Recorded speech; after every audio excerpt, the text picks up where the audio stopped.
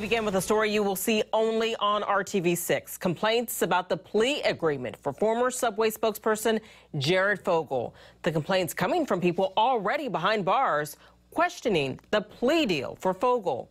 Call 6 Investigates Rafael Sanchez has more on this developing story. Rafael? Erica, good evening. And now at 7, that plea hearing, as you mentioned, is in November for Jared Fogle. He could get 5 to 12 years for child pornography based on the government's proposal. But men currently serving time right now in federal prison on similar charges, they're weighing in with letters.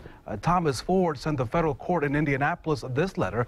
Ford is serving nearly 17 years in federal prison in Miami for sharing child pornography, though he says he never engaged in sex with minors.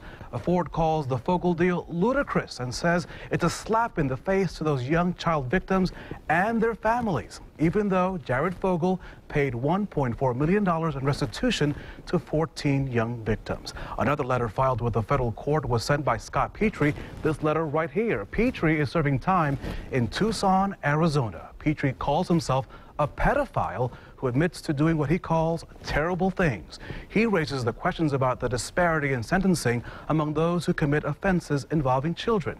He says that the U.S. Attorney's Office in Indianapolis undercharged Fogle and, in his words, gave him a slap on the wrist. Now, both letters were filed with the federal court on Friday.